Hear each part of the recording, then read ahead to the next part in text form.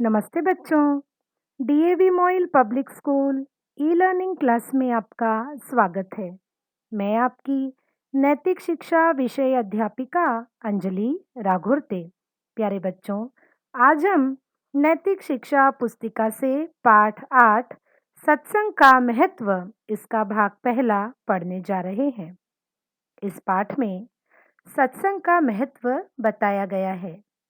मनुष्य की संगति जैसी होगी, उसका मेलजोल जिस प्रकार के लोगों से होगा, वैसा ही उसका आचरण भी होगा। बच्चों, आशा करती हूँ कि आप आज के पाठ का श्रवण एकाग्रता से करेंगे और पाठ से प्राप्त अच्छी बातों को ग्रहण भी करेंगे। आइए बढ़ते हैं अपने पाठ की ओर। बच्चों, मैं पाठ पढ़ती हूँ, आप श्रवण कीजिएगा। सज्जनों के साथ संग अर्थात मेलजोल करना, उनके पास बैठना, उनका उपदेश सुनना, उनसे बातें करना सत्संग कहलाता है। अब समझ गया ना आपको कि सत्संग किसे कहते हैं? सत्संग का अर्थ है सच्ची संगति, अच्छी संगति, ऐसा मेलजोल जो अच्छा हो, अच्छे लोगों के साथ हो, अच्छी बातें जिसमें सुनी जाती है, अच्छे लोगों के पास बैठा जाता है, यही सत्संग कहलाता है। धर्म ग्रंथों में तथा कवियों की वाणियों में सत्संग की महिमा का बार-बार वर्णन हुआ है। वास्तव में व्यक्ति का निर्माण उसके संग तथा परिवेश के आधार पर ही हुआ करता है। व्यक्ति जैसे परिवेश में रहता है, अच्छे या बुरे, जैसे भी लोगों का संग करता है, वैसा ही स्वभाव उसका बनने लगता है। अपने संगी साथियों के आचरण जैसा ही उसका आचरण होने लगता है। उनके गुण दोष उसके अपने गुण दोष बनने लगते हैं। बच्चों, एकदम स्पष्ट बात यहाँ पर कही गई है कि आपकी संगति जिस प्रकार के लोगों से होगी, यदि वे बुरे हैं तो उसका प्रभाव आप पर दिखाई देगा। यदि वे अच्छे हैं तो उसका प्रभाव आप पर जरूर दिखाई देगा। इसका यही अर्थ है कि आपके आजू बाजू का वातावरण, आपके आजू बाजू का परिवेश जिस प्रकार का होगा, वैसा ही आपका आचरण भी दिखाई देगा। यही कारण है कि धर्मशास्त्र तथा महापुरुष सत्संग पर बल देते हैं और कुसंगति से दूर रहने के लिए कहते हैं। उनकी स्पष्ट चेतावनी है कि नीच लोगों की संगति से बुद्धि नीच हो जाती है। समानों की संगति बुद्धि को समान बने रहने देती है, जबकि सत्संग उसे विशिष्ट बना देता है। यहाँ पर 3 बातें ध्यान में रखनी है आपको। कौन सी? एक तो नीच लोगों की संगति, समान लोगों की संगति और विशिष्ट अच्छे लोगों की संगति। तीनों में क्या फर्क है? नीच लोगों की संगति से बुद्धि नीच हो जाती है, नकारात्मकता पनपने लगती है हम में।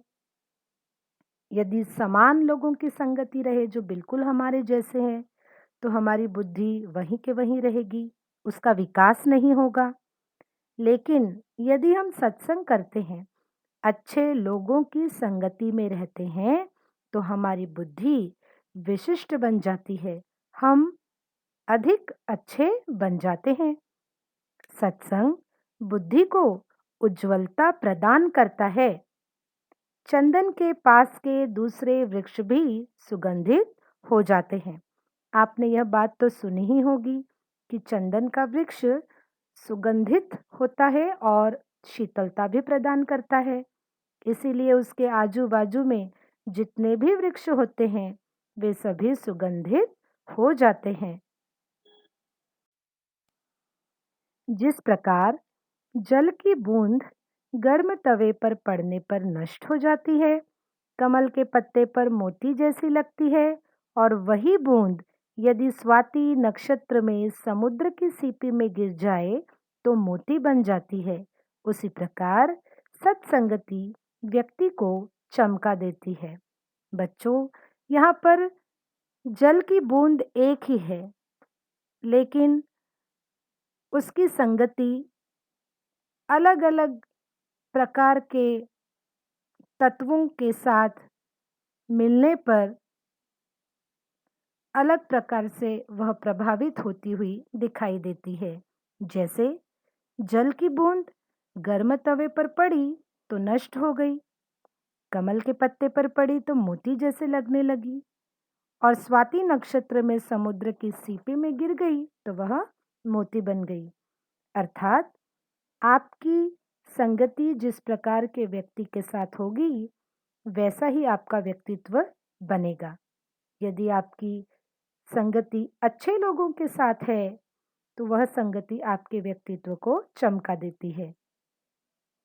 नीच की संगति व्यक्ति को बर्बाद कर देती है, क्योंकि नीच बुरे होते हैं, आपकी बुद्धि को भी नीच बना देते हैं, नकारात्मकता भर देते हैं आपकी बुद्धि में। लेकिन अच्छी संगति से व्यक्ति का अपना व्यक्तित्व निखरता है। महापुरुषों और साधकों की संगति से व्यक्तित्व इतना निखर जाता है कि असली मोती के समान अनमोल रत्न बन जाता है। सप्त ऋषियों की कुछ देर की संगति ने वाल्मीकि को ऋषि बना दिया था। आपको पता है ना वाल्मीकि ऋषि कौन थे? वाल्मीकि वैसे देखा जाए तो पहले बुरे कर्म करने वाले ही व्यक्ति थे, लेकिन 7 ऋषियों के संपर्क में आने से वे ऋषि बन गए, उन्हें ऋषि का दर्जा प्राप्त हुआ। वाल्मीकि ने रामायण तक लिख डाली। पारस की संगति तांबे को सोने में बदल देती है। लकड़ी के संग लोहा भी पानी पर तैर जाता है। विद्वानों के पास रहने वाले तोता, मैना वैदिक ऋचाओं का पाठ करने लगते हैं। भौरे के साथ खेलता हुआ कीड़ा भी भौरा बन जाता है। चंदन वृक्ष के निकटवर्ती वृक्ष चंदन ही बन जाते हैं।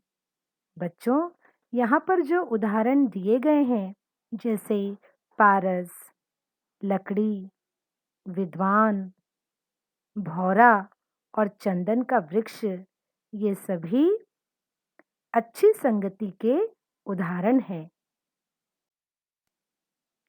महर्षि दयानंद के संपर्क ने इस जाति को, जाति का अर्थ है मानव जाति, मानव जाति को श्रद्धानंद, दर्शनानंद, हंसराज, गुरुदत्त, लेखराम, राजपाल आदि प्रदान किए। ये सब कौन थे बच्चों? ये थे आर्यपथिक, जिन्होंने वेदों का प्रचार और प्रसार किया। गांधी जी के संग ने जवाहर पटेल, राजगोपालाचार्य, राम मनोहर लोहिया, जयप्रकाश नारायण, कृपलानी जैसी विभूतियां देश को दी। ये सभी कौन थे? महान व्यक्ति थे, क्रांतिकारी भी थे, क्योंकि इन्होंने भारत माता को अंग्रेजों की गुलामी से मुक्त कराया और भारत को आजाद कराने के लिए अपने प्राणों की आहुति भी दे दी। गोस्वामी तुलसीदास ने बड़ी सुंदर बात यहाँ पर कही है, बिन सत्संग विवेक न होई। अर्थात सत्संग के बिना भले बुरे की पहचान नहीं होती। यदि आप बुरे व्यक्ति के संपर्क में होंगे तो केवल नकारात्मकता ही आपके चारों ओर घिरी हुई दिखाई देगी। लेकिन यदि आप अच्छे लोगों के संपर्क में रहते हो तो सकारात्मकता आपके अंदर वास करती है। यदि आप सत्संग करते हैं, अच्छे लोगों के साथ रहते हैं, तो आपको भले बुरे की पहचान भी हो जाती है। बच्चों, आज के लिए इतना ही। आगे का पाठ हम पढ़ेंगे अगली ई कक्षा में। आइए अब एक नज़र डालते हैं आज के गृह कार्य पर। आज का गृह कार्य है प्रश्न पहला, सत्संग का क्या अभिप्राय है? प्रश्न दूसरा, जल की बूंद के उदाहरण द्वारा नीच, मध्यम और उत्तम संगति का परिणाम प्रकट करें। मुझे विश्वास है बच्चों, आज का पाठ आपको समझ गया होगा। इसी आशा के साथ हम फिर मिलेंगे अगली ई कक्षा में। तब तक के लिए धन्यवाद।